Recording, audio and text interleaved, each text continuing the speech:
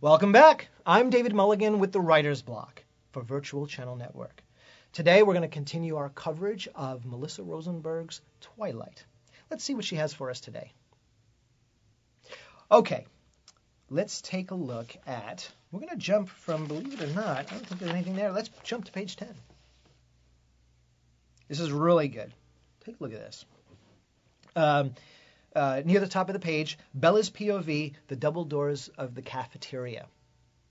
They swing open as four of the most astounding people Bella's ever seen enter, in slow motion, the Cullens.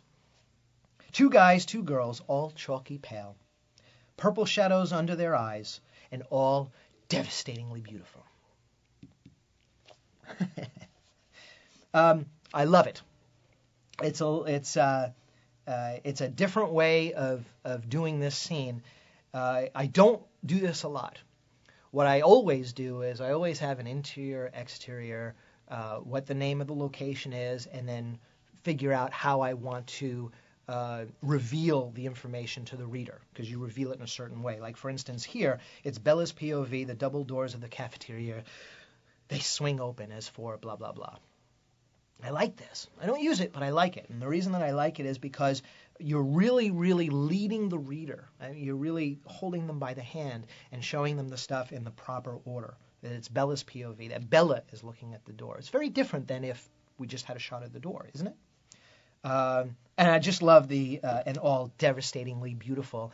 And she underlines beautiful. I don't underline. Rarely.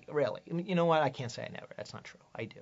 But very rarely. And she uses it a lot in the script. You'll see it all through the script. In fact, not only does she use that, but she uses all of the grammar stuff that a screenwriter can use when they want to tell a story.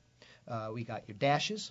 If you see, we're looking at Bella's POV. If you look at the Angela line above her in the previous zine, you'll see that there's 2 dashes, and then she says, "Wait, that's a good one." ...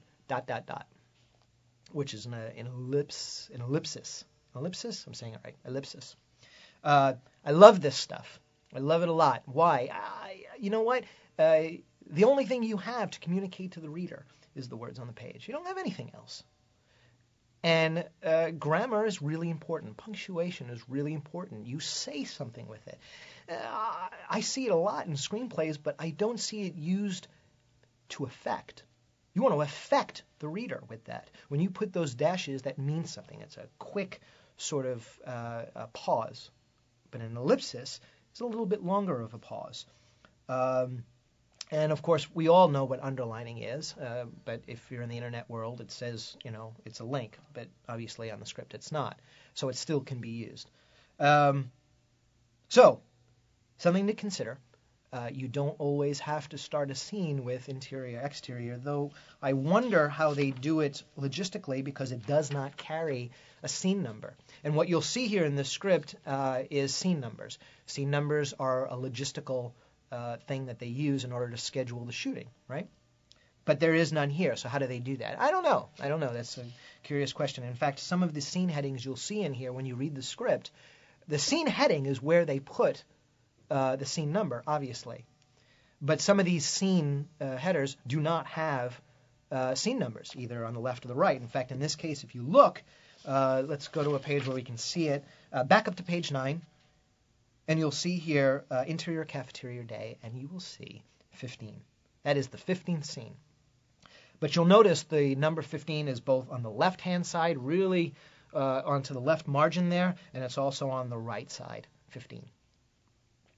But if you jump ahead to 10, you'll see that Bella's POV, well, it's probably the same scene, but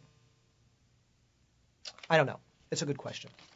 But something to consider. Make sure that when you write and you don't want to start off with interior, exterior, for whatever reason, however it is that you want to reveal the scene, make sure that it works when it comes to doing scene numbers, if you know scene numbers. If you don't know anything about scene numbers, well, just write a spec script and stay out of it. I hope that was helpful. It was actually probably more confusing, wasn't it? Let's move on. Well, that's it for this show, folks. I'm David Mulligan with the Writers Bloc and Virtual Channel Network. Join us next time, because if you can get words on the page, you're not blocked.